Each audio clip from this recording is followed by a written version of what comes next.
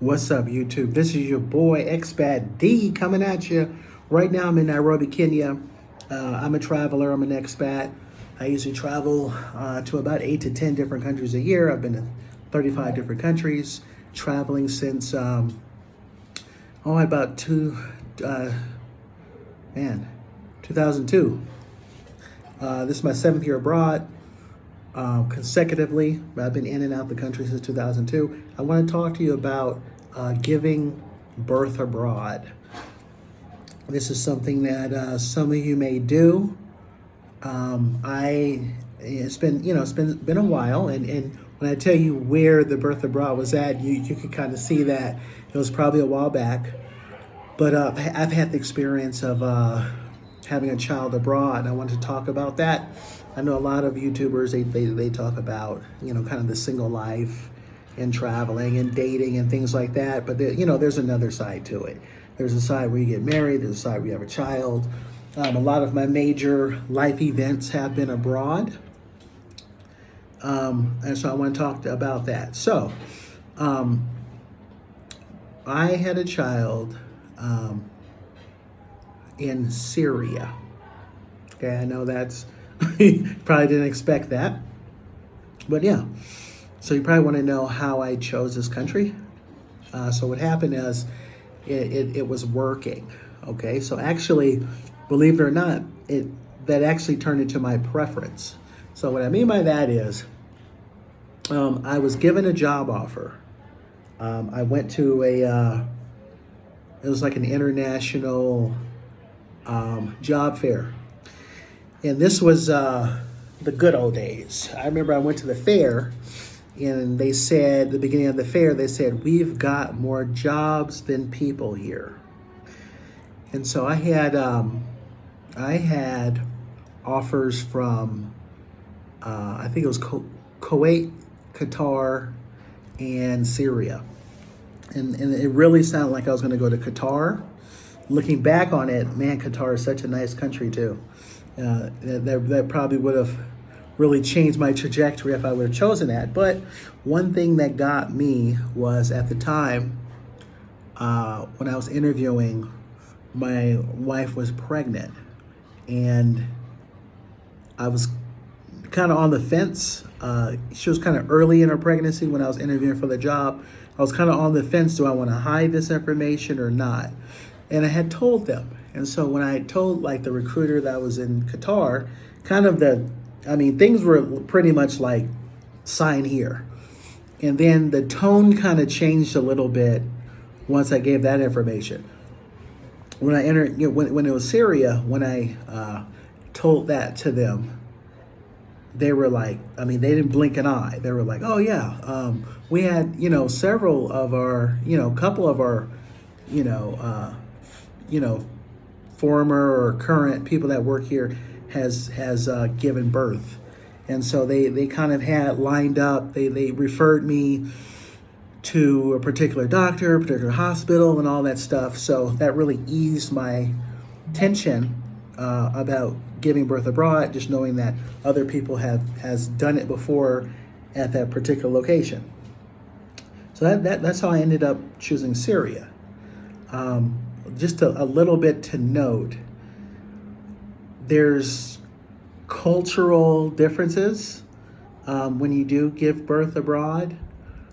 So I'll give one, for example. When it was actually time to give birth, you couldn't be in the same room.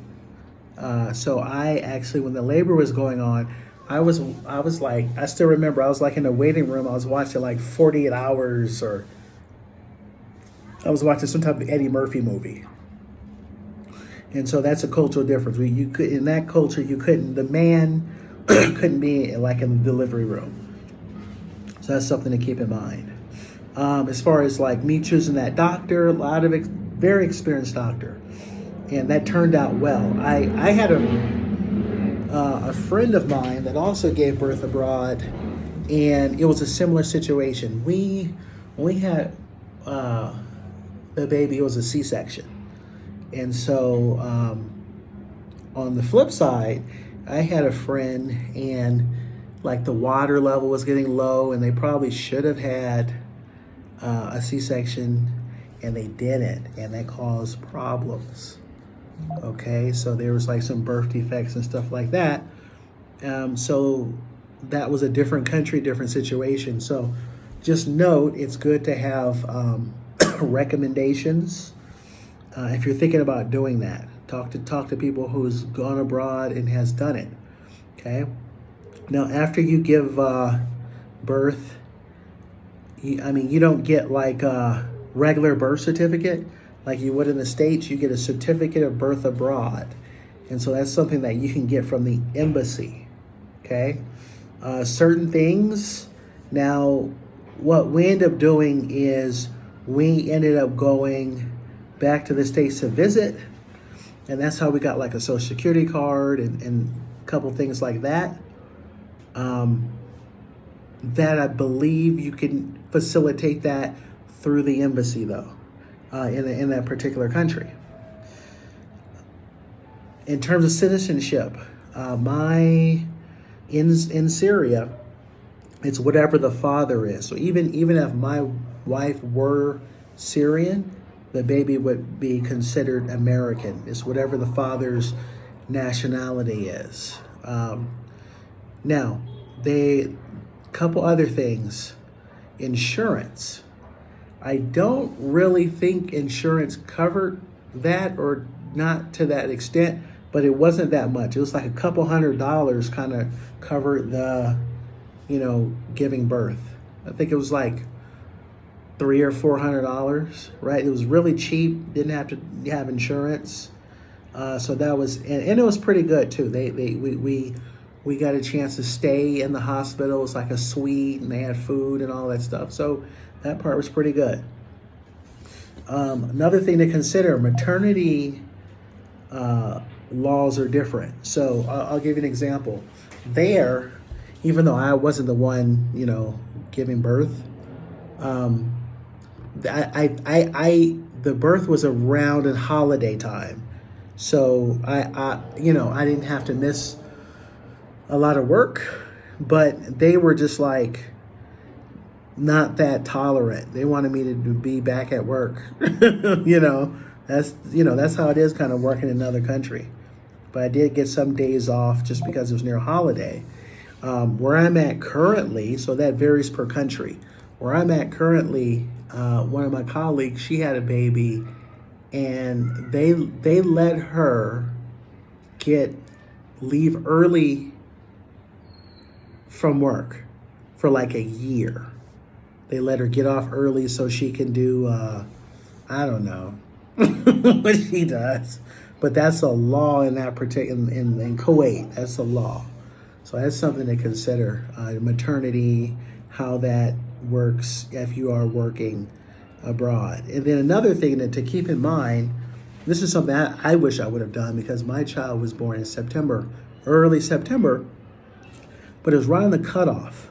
So he was born on the 2nd of September. If he was born on the 1st, that's like the cutoff for all the schools. So if I would have known better, and this is something you could do abroad, I probably would have reported that his birthday was like a day earlier. So that caused issues when it's like time to start kindergarten and all that stuff. I never knew that. Like that was a thing. That was an issue with that particular day, but that's hindsight. If I were ever in that situation again, I probably would have reported that his birthday was a day or two earlier just to make sure that he would get, he could start, like VPK, like preschool, kindergarten, all that type of stuff. So yeah, that's just a couple of things to keep in mind if you plan on giving a birth abroad. There's a lot more to it, but that's a little bit of the rundown and things that I remember. It's been almost 15 years, so it's been a while. Obviously, me telling you that in Syria, you would know like a lot has changed. Like even the hospital he was born at, I think that got blown up. So yeah, but that's my experience. So don't, if you're in a situation that you're thinking about giving birth and you're thinking about doing it abroad, don't be afraid to do it. Just do your research and everything will be okay.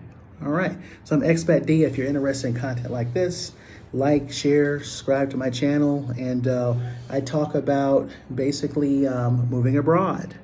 And if you're interested in living in another country and living your best life, and you just want to try your odds in a different country, I make content that will teach you how to do that and do it sustainably. Okay, so I'm Expat D. Hey, check out my other videos. Peace and I'm out.